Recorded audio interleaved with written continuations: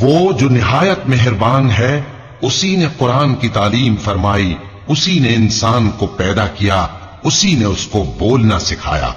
سورج اور چاند ایک حساب مقرر سے چل رہے ہیں، اور بوٹیاں اور درخت سجدہ کر رہے ہیں، اور اسی نے آسمان کو بلند کیا اور میزان عدل قائم کر دی کہ اس میزان میں حد سے تجاوز نہ کرو، اور انصاف کے ساتھ ٹھیک تولو اور تول کم مت کرو۔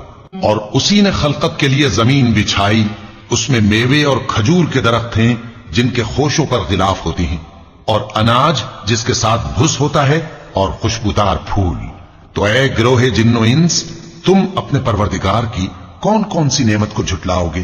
اسی نے انسان کو ٹھیکرے کی طرح کھنکھناتی مٹی سے بنایا اور جنات کو آگ کے شعلے سے پیدا کیا، تو تم اپنے پروردگار کی کون کون سی نعمت کو جھٹلاؤ گے؟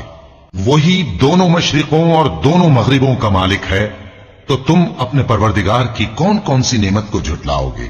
اسی نے دو دریا رواں کیے جو آپس میں ملتے ہیں، مگر دونوں میں ایک آڑ ہے کہ اس سے تجاوز نہیں کر سکتے، تو تم اپنے پروردگار کی کون کون سی نعمت کو جھٹلاؤ گے؟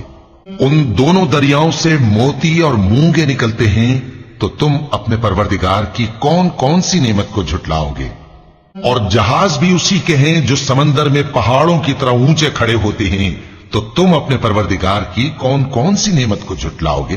جو مخلوق زمین پر ہے سب کو فنا ہونا ہے، اور تمہارے پروردگار ہی کی ذات جو صاحب جلال و کرم ہے باقی رہے گی، تو تم اپنے پروردگار کی کون کون سی نعمت کو جھٹلاؤ گے؟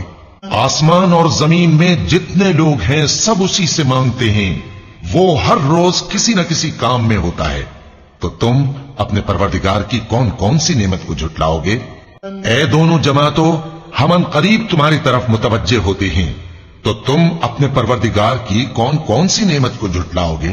اے گروہ جن و انس، اگر تمہیں قدرت ہو کہ آسمان اور زمین کے کناروں سے نکل جاؤ تو نکل جاؤ، اور زور کے سوا تو تم نکل سکنے ہی کہ نہیں، تو تم اپنے پروردگار کی کون کون سی نعمت کو جھٹلاؤ گے؟ تم پر آگ کے شعلے صاف اور دھواں ملے چھوڑ دیے جائیں گے، تو پھر تم ان کا مقابلہ نہ کر سکو گے، تو تم اپنے پروردگار کی کون کون سی نعمت کو جھٹلاؤ گے؟